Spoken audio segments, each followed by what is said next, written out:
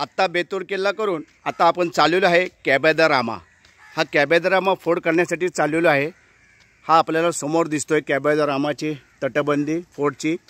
या कॅबेदराचे वैशिष्ट्य असं सांगितलं जातं की प्रभू रामचंद्रांना या गोव्याची भूमी खूप आवडली होती आणि ते या ठिकाणी राम लक्ष्मण आणि जानकी पार्वती माता यांना या ठिकाणी ते येऊन गेलेले आहे असं सांगितलं जातं। तर आता पाहूया, चला आपण सफर करूया याची। 1 मार्च 1674 रोजी हैदर अली वेढा कर्नाटकास परत गेला। त्यामुळे खोडगड किल्ला लगेच पुन्हा सौंदे संस्थांच्या अंमलाखाली आला। खरा पण पोर्तुगीजांशी झालेल्या संरक्षण कराराप्रमाणे किल्ल्यात शिबंदी मात्र पोर्तुगीज इसवी सन 1764 ते 1790 या दरम्यानच्या काळात सौंदेचा राजा पोर्तुगीजांच्या आश्रयाखालीच जीवन जगत होता। शेवटी 1791 सौदेच्या राजाने पोर्तुगीजांशी पुन्हा नवीन करार करून आपल्या राज्यावर उदक सोडले व या करारामुळे फोंडा, पंचमहाल व कानकोर महालावर पोर्तुगीजांचा अंमल सुरू झाला। अशा प्रकारे खोडगड हा किल्ला सौंदे संस्थान आणि पोर्तुगीजांमध्ये घडलेल्या अनेक करारांचा साक्षीदार आहे। 1791 हा किल्ला जेव्हा खऱ्या अर्थाने पूर्णपणे पोर्तुगीजांच्या ताब्यात आला तेव्हा त्यांनी किल्ल्याचे खोलगड हे जुने नाव बदलून काब द रा खोडगड किल्ला अनेक वर्ष वेगवेगळ्या राजकर्त्यांच्या ताब्यात राहिला, पण या किल्ल्यावर सर्वात जास्त काळ सत्ता राहिली ती फक्त पोर्तुगीजांची। किल्ला पोर्तुगीजच्या ताब्यात जाण्याआधी सौंदे संस्थानच्या राजाची या किल्ल्यावर सत्ता होती, पण पुढे हैदर अलीने सौंदे संस्थान काबीज केले आणि इसवी सन 1763च्या डिसेंबर महिन्यात कानकोर महार घेऊन खोलगडास वेढा घातला। सौंदेचे राजाची हैदर अलीसारख्या बलाढ्य सरदाराशी झुंज द्यायची ताकद नसल्याने त्यांनी खोलगडाचा ताबा सोडून दिला आणि पोर्तुगीजांच्या आश्रयाला गेला। यावेळी पोर्तुगीजांनी सौंदेच्या राजाशी संरक्षणात्मक करार करून त्याला राजकीय आश्रय दिला व कानकोर महारात पोर्तुगीज सैन्य धाडून हैदर अलीस खोडगडचा वेढा उठवण्यास भाग पाडले। 1800 चौरस मीटर म्हणजे जवळजवळ 4.5 एकर क्षेत्रफळ असणारा खोडगड हा गोव्यातील एक सगळ्यात जुना आणि मोठा किल्ला आहे।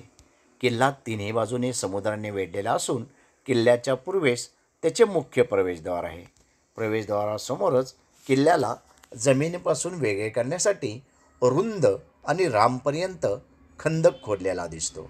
प्रवेशद्वाराच्या आत तटबंदीलगत अलीकडच्या काळात बांधलेली वास्तू असून ती कुलूपबंद असते। या वास्तूचा उपयोग सरकारी कार्यालय तसेच नॅशनल इन्स्टिट्यूट ऑफ ओशनोग्राफीच्या शास्त्रज्ञ आणि संशोधकांना किल्ल्यावर राहण्यासाठी केला गेला। पोर्तुगीजांनी किल्ला घेतल्यानंतर त्यावर अनेक लष्करी बॅरेक, कमांड पोस्ट आणि अधिकाऱ्यांसाठी विश्रामगृहे बांधली। या सर्व वास्तूंचे भग्नावशेष किल्ल्यात पाहायला मिळतात। किल्ल्याच्या मध्यभागी एक मोठे चर्च असून सेंट एंथनीला समर्पित असलेले हे चर्च आजही वापरात आहेत। किल्ल्याचा काळसर लाल जांभ्या दगडातील भिंतीच्या सान्निध्यात पांढऱ्या शुभ्र रंगात रंगवलेली चर्चची एकमेव सुस्थितीत असणारी भव्य वास्तू ही जरा उठूनच दिसते।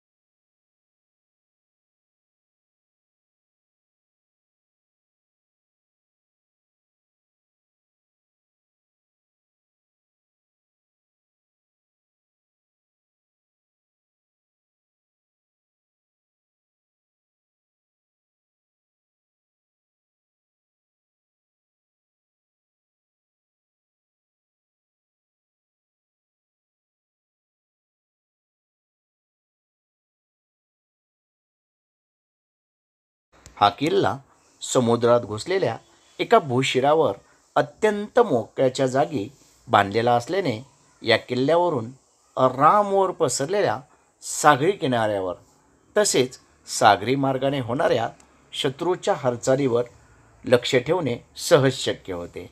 त्यामुळंच पोर्तुगीजांचा या किल्ल्यावर खूप आधीपासूनच डोळा होता.